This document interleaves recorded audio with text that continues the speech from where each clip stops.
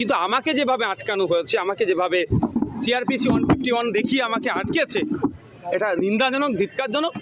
এর যার যেখানে কনসার্ন অফিসার ছিল প্রস্তুত থাকুন, তার বিরুদ্ধে আমরা আইনি লড়াই লড়বো। অবশ্যই যাব, অবশ্যই যাব। স্বাধীন ভারতের স্বাধীন জায়গাতে সন্দেশখালী পরাধীন নয়, সন্দেশখালী আলাদা কোনো দেশ নয়। সেখানে যেতে গেলে মমতা ব্যানার্জি আমাকে পারমিশন লাগবে।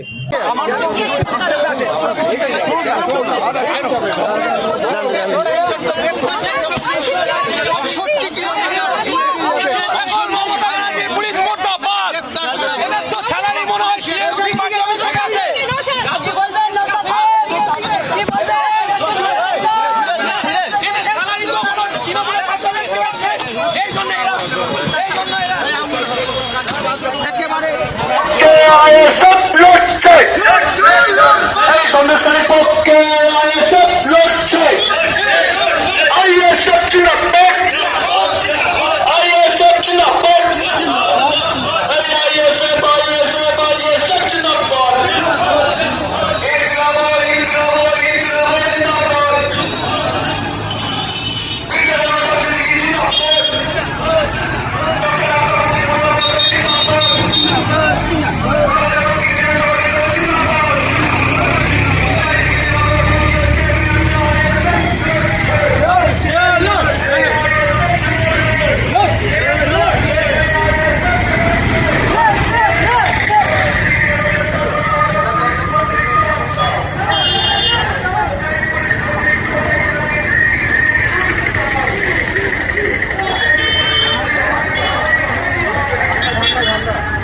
বড়মাটার মোড়টা খুবই জমজম জায়গা। ওই জায়গাটায় প্রোগ্রাম করলে অনেকটা জ্যাম হয়ে যাবে, সাধারণ মানুষ সমস্যায় পড়বে। তারপরে আমরা পারতাম স্টেশন মোড়ে, উলিবাড়ি স্টেশন মোড়ে এই প্রোগ্রামটা শেষ করতে চেয়েছিলাম, কিন্তু ওখানেও আমরা করতে পারলাম না। নওশাদ সিদ্দিকী যে শিক্ষা দিয়েছে, বারে বারে সেই শিক্ষাটা আমাদের মনে পড়ে যাচ্ছে, মানুষকে কষ্ট দেওয়া যাবে না। তাই ওখান থেকে চলে এসে এই ফাঁকা জায়গাটায় আমরা প্রোগ্রামটা শেষ করছি। আমার কথাগুলো প্রত্যেকে 5 মিনিট মন দিয়ে শুনুন। আপনারা প্রত্যেকে অবগত আছেন, দীর্ঘদিন ধরে সন্দেশখালীর বুকে কি চলছে, এটা আমরা আইএসএফ বলছে না, সন্দেশখালীর মায়েরা বলছে, সন্দেশখালীর বোনেরা বলছে যে কি চলছে। এবং সন্দেশখালীর মা বোনদের কথা মতো ক্রিমিনালদের উপর এফআইআরও দায়ের হয়েছে। এ থেকে বোঝা যাচ্ছে সন্দেশখালীতে যেটা প্রচার হচ্ছে সেটা কিন্তু ঘটছে।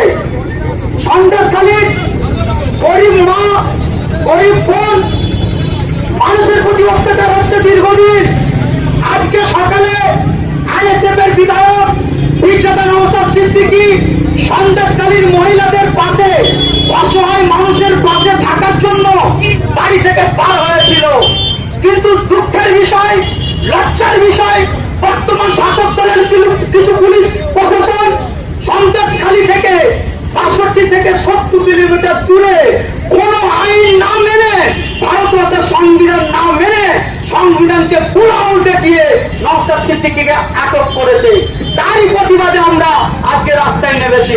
কেন নওশাদকে আটক করা হলো? কেন? আরো বিরোধীরা তো ওখানে যাচ্ছে। আপনাদেরকে ভাবার জন্য বলছি, দিদিমণি বর্তমান শাসক দলের মন্ত্রীরা বলে আমরা বিজেপি থেকে তোমাদেরকে বাঁচাবো, এনআরসি থেকে বাঁচিয়ে নেবো।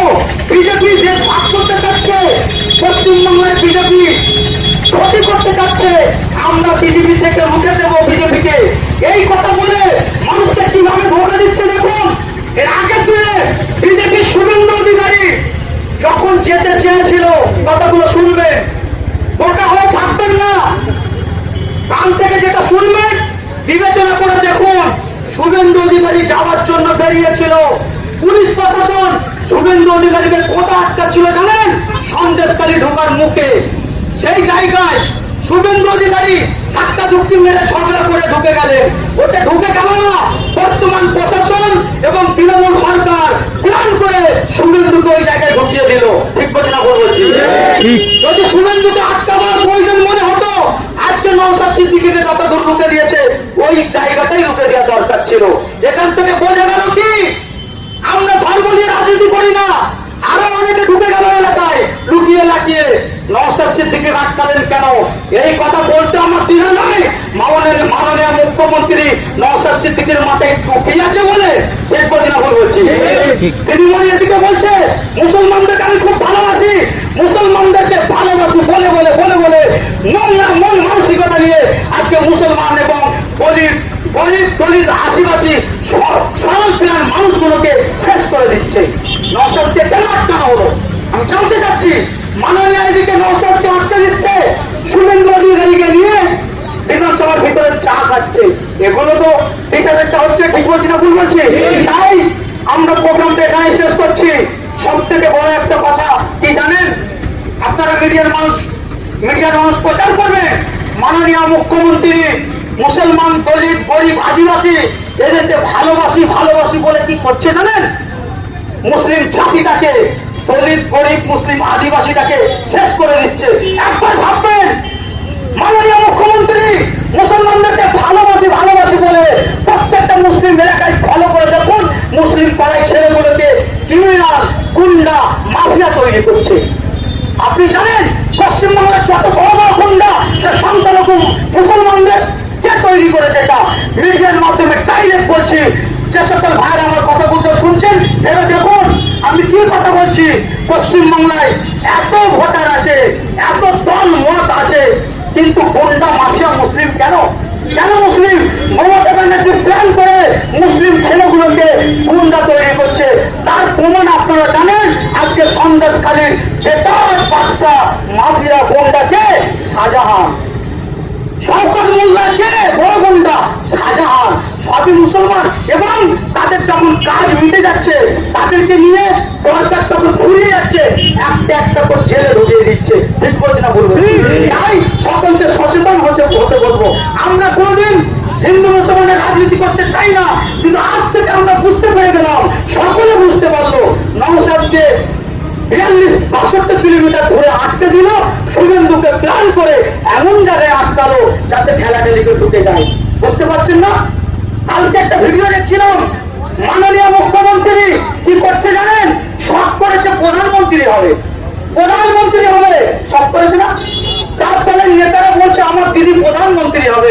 শোনো বোকা, তোমার দিদি রাজ্যের দায়িত্বে আছে, একটা শাহজাহানকে ধরতে পারে না। রাজ্য চালাতে গিয়ে শাহজাহানকে ধরতে পারে না। দেশ চালাবার দায়িত্ব যখন নিচ্ছে আপনার দিদি বিদেশি শক্তির হাতে দেশটাকে তুলে দেবার প্ল্যান করছে নাকি? ঠিক বলছি না ভুল বলছি? যখন একটা শাহজাহানকে ধরতে পারছেন না, সারা ভারতবর্ষে বাইরে যত দেশের শত্রু আছে তাদেরকে কিভাবে আটকাবেন? আপনি কি টেন্ডার নিয়েছেন নাকি দেশটাকে বিদেশির হাতে তুলে দিতে? তাই অনুরোধ করবো সচেতন হন। গরিব মানুষের প্রতি অত্যাচার হচ্ছে, খবরদার। ভোটাভুটির জন্য এদের পাল্লাই করে মারপিট করবেন না। ভেবে দেখুন সন্দেশখালীতে দিদি এবং তার দলের নেতার একটা হাত তুলে নিচ্ছে। যারা নেতা ছিল শিবু, শাহজাহান ফেসে যাচ্ছে। তাই রাজনীতির নামে নিজেরা মারপিট করবেন না, মিল মহব্বতের সঙ্গে থাকবেন। আজকের এই কর্মসূচি আমরা এখানেই শেষ করছি।